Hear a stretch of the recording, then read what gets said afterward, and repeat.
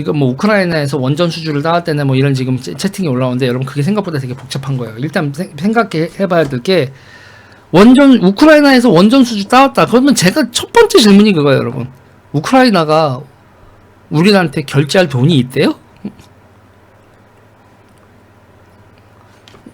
그러니까 이준석이 우크라이나에서 원전 따왔대라고 하시는 분들에게 제가 첫 번째 질문이 그거예요. 우크라이나가 우리가 원전을 지으면 그거를 결제할 돈은 있대요? 없지요. 없습니다. 그래서 이거 있잖아요. 그런데 그게 그러면 허무맹랑한 얘기냐? 아니죠. 아닌데 여기서 있잖아요. 중요한 포인트가 있어요.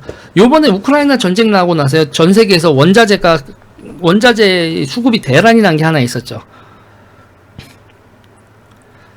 원자재 수급 대란이 난 게 있었습니다. 니켈이요. 니켈. 이상한 얘기 하셔서 300조 차단 한번 하고. 니켈이 난리가 났었어요. 그래서 지금 우크라이나 관련돼서 지금 원자력 발전하고 니켈하고 이게 몇 가지가 얘기가 나와요. 자, 근데 여기서 보세요. 그러면 우리가 원자력 발전소를 져주고 니켈 광산의 채굴권을 얻는 이런 딜을 할 수도 있어요. 그죠? 이런 딜을 할 수도 있고요. 그리고 또 하나가 뭐냐면 지금 나오는 거에서 우크라이나 전쟁이요, 여러분.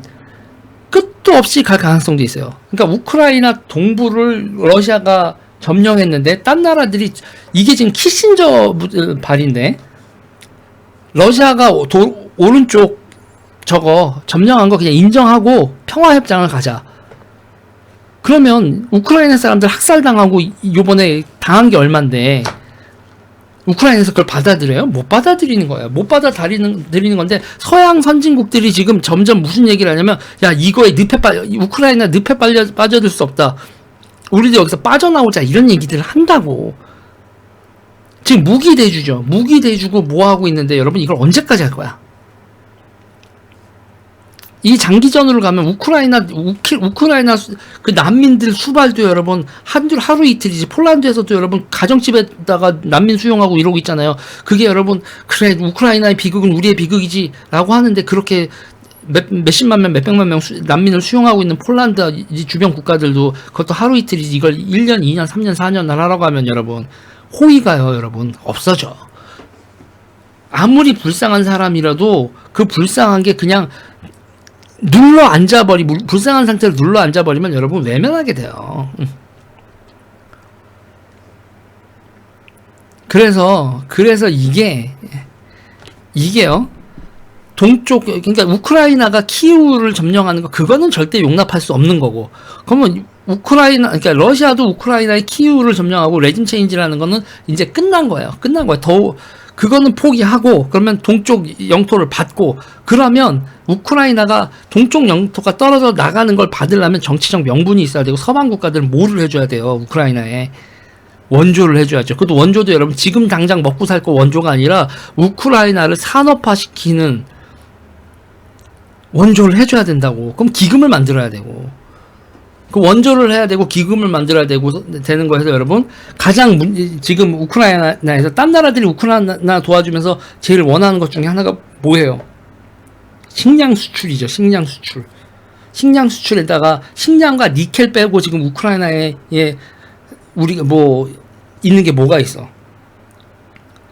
여기서 아까 그 이상한 성드림 나오지 말고. 그러면 이게 이렇게 되면 뭐냐면 그러면 우크라이나의 식량 생산과 이거 나오는 거 앤드 니켈 이런 거 말고도 우크라이나를 그리고 여러분 여기가 이제 또 프론티어가 되잖아요. 러시아하고 긴장간의 신냉전의 프론티어가 된 거잖아요. 우크라이나가요. 그러면 우크라이나가 군대를 유지하려면 돈을 벌어야 군대를 유지하죠.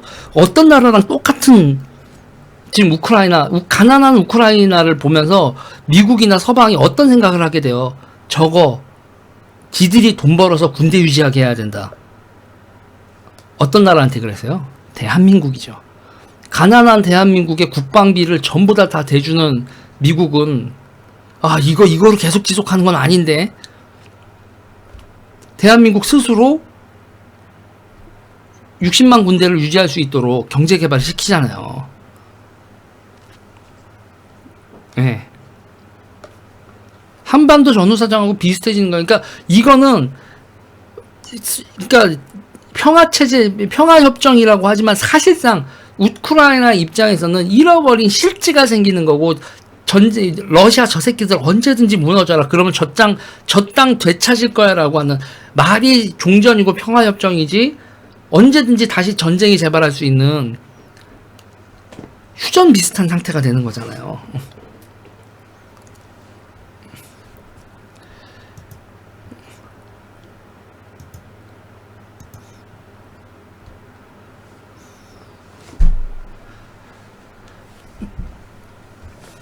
그쵸? 그러니까 지금 이 상황에서는 결국은 그 우크라이나의 그리고 우크라이나가 결국은 산업화를 하기 위해선 값싼 전기를 충당해야 되고 값싼 전기는 현재로서는 원자력밖에 없는 거고 우리나라도 원자력 발전 없었으면 여러분 산업화가 힘들었을 거라고.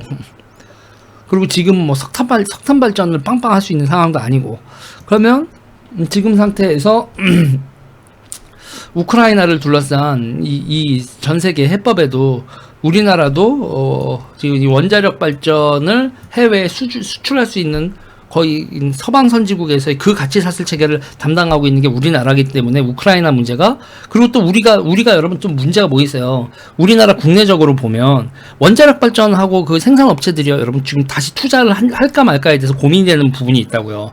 왜 그래요, 여러분? 지금 부품 업체들이나 이런 거에 투자를 해서 다시 부품 생산을 해. 그런데 5년 후에 민주당 정권이 들어섰어. 그래서 다시 스탑을 시켜버리면 투자금 날리는 거 아니에요. 그쵸? 그러면 지금 다시 부품 생산 업체들이나 그들에게 야 민주당으로 정권이 바뀌어도 우크라이나에 원자력을 수주했기 때문에 당신들은 돌아가 정도의 이걸 얘기를 해줘야 되잖아요. 지금 이 원자력을 둘러싸고 저 민주당 놈들이 또라이지. 그러니까 민주당 애들이 우리가 정권을 바뀌더라도 원자력은 흔들지 않겠소 정도의 신사협정은 맺어줘야 되는 거거든요. 그래야 업체들도 투자를 하고 다시 돌리죠. 그러니까 민주당 새끼들이 그래서 양아치 새끼들인 거예요. 그런 걸 안 해주니까.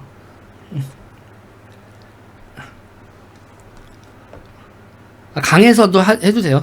제명만세님. 바다만 아니라 큰 강이 있어도 됩니다. 어차피 물만 있으면 돼요. 그러니까 지금 이 상황에서의 이런 것들, 그러니까 우크라이나 문제가 우리나라하고 이제 연결된 문제가 되고 있죠. 이랬을 때, 그리고 이럴 때 쟤네가 뭐라고 하면 우리가 그 얘기는 해야 돼요. 문재인도 원자력을 수출은 한다고 그랬다.